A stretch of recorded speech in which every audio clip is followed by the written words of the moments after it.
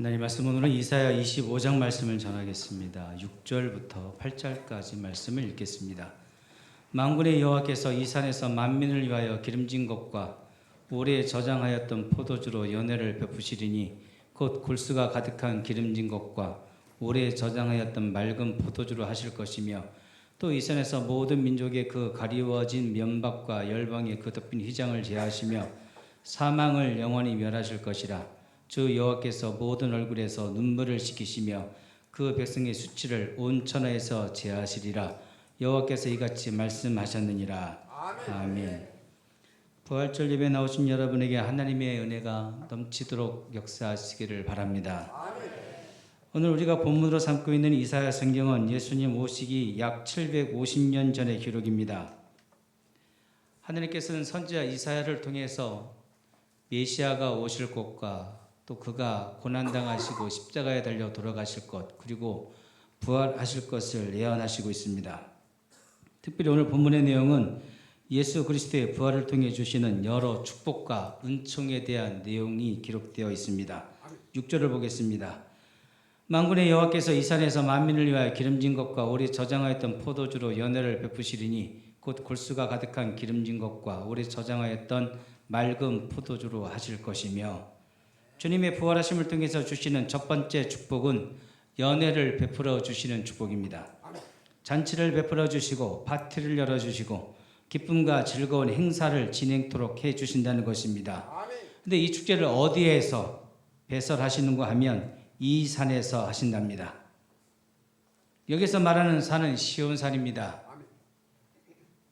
시온이란 하나님의 임재가 있는 곳이자 하나님의 말씀이 있는 곳을 말합니다. 그래서 구약의 시온산은 예루살렘 성전이 있는 것을 의미하고 신약으로 와서는 교회를 상징하는 의미가 되었습니다. 즉 하나님께서 세우신 교회에서 연회를 베풀어 주신다는 것입니다. 이는 연회를 베풀 만큼 좋은 일, 행복한 일, 기쁜 일을 우리에게 주신다는 것입니다. 이런 연회에 빠질 수 없는 것이 있지요. 먹거리입니다. 하나님께서 베풀어 주시는 이 연회에도 좋은 먹거리들을 준비해 주시는데 그 메뉴들을 보니 먼저 기름진 것을 준비해 주신답니다. 부연 설명으로 골수가 가득한 기름진 것이라고 합니다. 우리나라로 굳이 표현하자면, 말로 표현하자면 진수성찬 산의 진미를 준비해 주신다는 것입니다.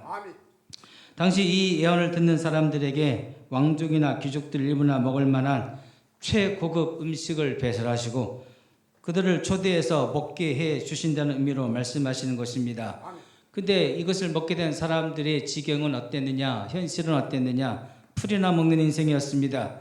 건강을 생각해서 채소를 먹었다는 말이 아니라 물질적으로 가난하고 힘든 인생이었다는 말입니다. 그러나 이제는 부활의 축복을 통해 기름진 은혜를 맛보게 해 주시겠다 말씀해 주시는 것입니다. 오늘 저와 여러분에게 땅의 기름진 축복이 연회와 같이 베풀어지길 진심으로 바랍니다. 두 번째 연회의 스페셜 메뉴는 오래 저장하였던 맑은 포도주입니다. 이것은 매우 귀하고 값진 것을 의미합니다. 포도주는 오래될수록 상품 가치가 높지요. 그래서 이 포도주는 귀한 손님이 오셨을 경우에만 내놓습니다. 6절 말씀을 띄워주십시오. 그래서 이 포도주는 귀한 손님이 오셔서 내놓는데 돈이 없으면 구할 수가 없습니다. 그렇다고 돈이 있다고 해서 맛볼 수도 없는 것입니다.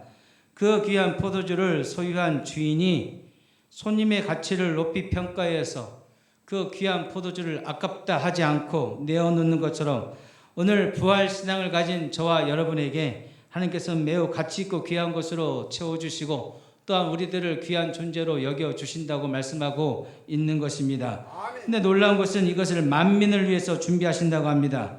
하나님의 손이 얼마나 큰지 모든 인생들, 모든 하나님의 백성들이 다 와서 먹어도 모자라지 않고 부족하지 않게 준비해 놓으신다는 것입니다. 이렇게 하나님께서 만민을 위해 준비해 놓으신 기름진 축복은 만족하게 해주시는 축복을 말하고, 맑은 포도주의 은총은 기쁘고 즐겁게 해주는 축복을 의미하는 것입니다. 여러분 모두에게 이 축복이 함께 하시길 바랍니다. 7절 말씀을 보겠습니다. 또 이 산에서 모든 민족의 그 가리워진 면박과 열방의 그 덮인 휘장을 제하시며, 주님의 부활하심을 통해 주신 두 번째 축복은 면박과 휘장을 제거해 주신 축복입니다. 면박은 얼굴 가리개지요. 누구에게 창피를 주면 면박을 준다고 표현을 합니다. 그 면박입니다. 우리가 하나님 섬기는 일 하다 보면 부끄러운 일 당할 수 있습니다. 창피를 당하게 될 때도 있습니다. 예수 믿는 것 때문에 손해를 볼 수도 있습니다. 그것 때문에 억울하고 속상해서 자다가 이불킥 날릴 때도 있을 것입니다. 그러나 이제는 괜찮다는 것입니다. 하나님께서 우리의 면박을 제하실 것이기 때문입니다. 우리의 얼굴을 제하신다라고 하는 이 표현은 모든 상황을 역전시켜 주신다는 뜻입니다. 전화위복을 말씀하시는 것이죠. 이전에 내가 당한 일이 한때는 얼굴에 면박을 해야 될 정도로 창피하고 부끄러운 일이었을 것이나 이제는 아니란 말입니다. 지금부터는 그때 그 일이 우리의 자랑이 되고 간증이 되게끔 하나님께서 만들어 주신다는 것입니다. 그래서 하나님께서는 면박을 제거하시고 우리의 얼굴을 드러내놓고 다닐 수 있도록 해 주신다는 것입니다. 전에는 얼굴을 가리고 다닐 수밖에 없었지만 이제는 얼굴을 드러내놓고 다닐 수 있게 되었습니다.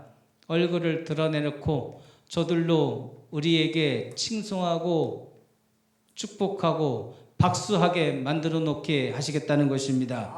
또한 휘장을 제거해 주신다고 합니다. 개역개정 성경에는 덮개라고 나오는데 이 휘장이 열방을 돕고 있다고 합니다. 이 휘장은 하나님과 성도 사이를 가로막고 있는 죄와 악한 마귀의 괴계를 의미합니다. 악한 마귀의 유혹에 넘어간 아담의 불순종은 하나님과의 관계를 끊어지게 하는 원인이 되었습니다. 지금도 마귀는 저와 여러분을 지옥으로 끌고 가려고 수단과 방법을 가리지 않고 유혹하고 시험할 것입니다. 마귀의 전략 간단합니다. 인간이 죄를 범함으로 하나님과의 관계를 끊어지게 하고 하나님과의 연결 통로를 막아버리는 것입니다.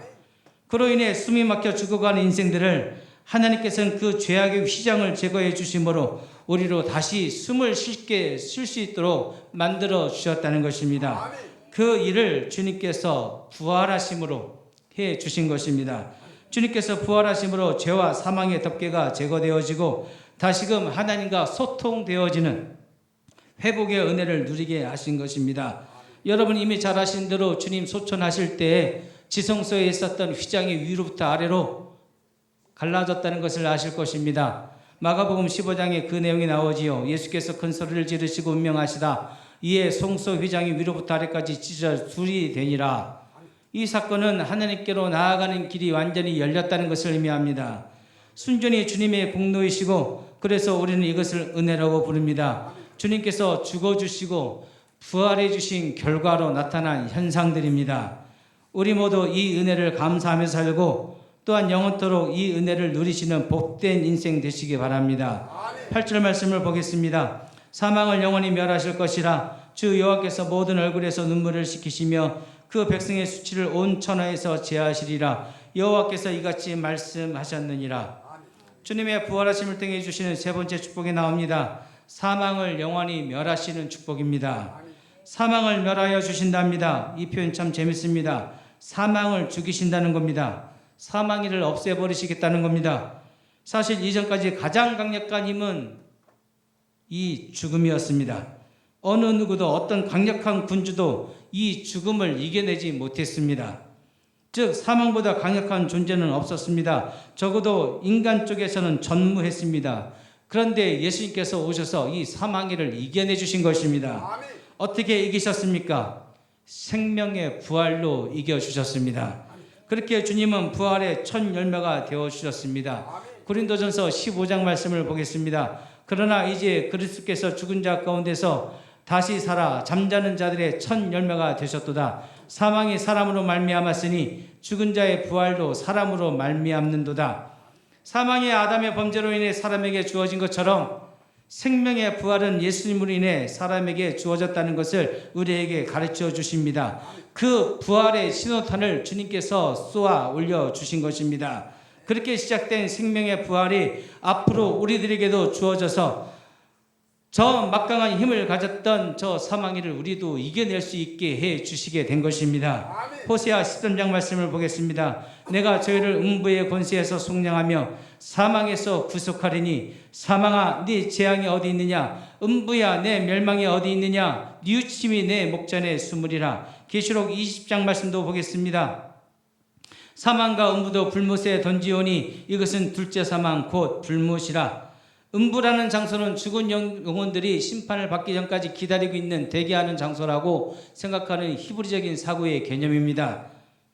헬라어로 하데스라고도 하는데 지옥과는 별개의 개념으로 이해하시면 되겠습니다. 근데 이 음부와 사망이가 불못에 던져진답니다. 이는 어느 누구도 거부할 수 없고 이겨낼 수 없었던 권력과 권세라도 하나님의 심판 앞에서는 무력하게 사라질 것을 말씀하시는 것입니다. 그것이 음부와 사망이라도 말입니다. 이를 통해 우리는 주님께서 베풀어 주신 이 생명의 부활이 얼마나 강력한 것인지를 알 수가 있습니다.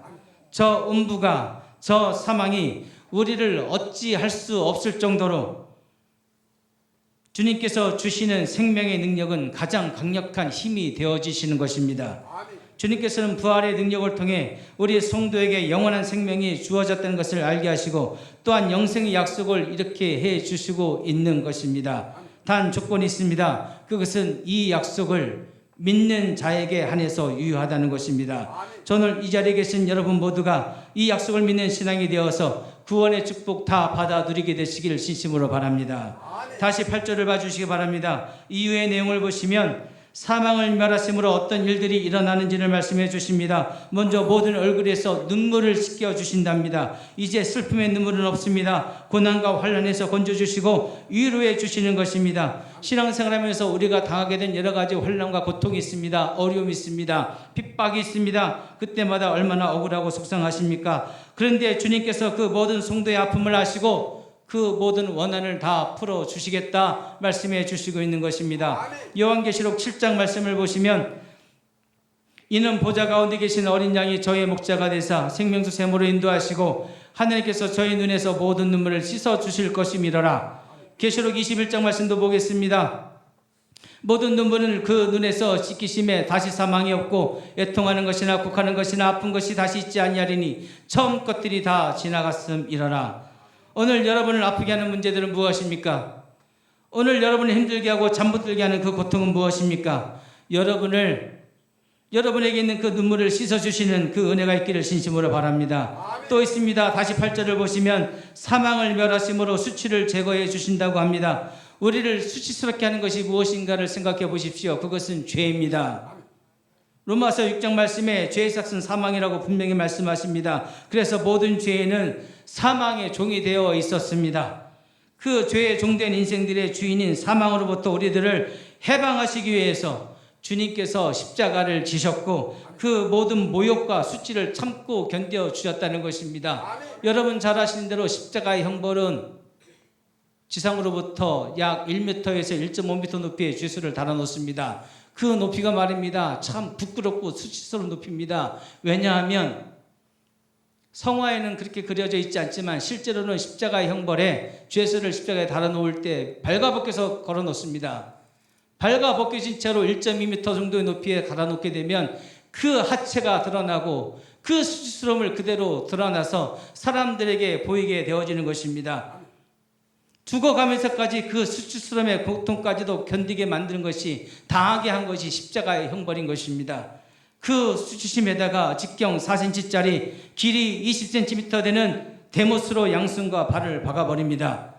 주님은 그 처절한 아픔과 고통을 대신 감당하시고 또한 우리가 당해야 될 그 부끄럽고 수치스러움까지도 참아주신 것입니다. 이 모든 내용들을 말씀하신 분이 누구인지를 꼭 확인해 주시기 바랍니다. 본문 6절 말씀에 나오는 대로 만군의 여호와 하나님이십니다. 만군의 하나님은 전쟁의 하나님이시고 심판하시는 하나님이십니다. 그 심판주가 되신 하나님께서 부활의 축복을 말씀해 주시는 것은 이 부활이 구원과 관련이 있고 영생과 관련이 있음을 우리에게 가르쳐 주시고자 함입니다. 저는 오늘 말씀이 2025년을 사는 저와 여러분에게 소망과 희망이 되기를 바랍니다. 주님은 부활하심을 통해 우리에게 산 소망을 주셨습니다. 죽음이 끝이 아니라 새로운 시작이 된다는 진리를 영원한 생명과 함께 우리에게 선물로 주신 것입니다. 이번 부활절이 여러분 인생의 변곡점이 되시기를 진심으로 바랍니다. 우리 마지막으로 부활의 첫 열매가 되어주신 주님께 감사의 박수 올려드리겠습니다.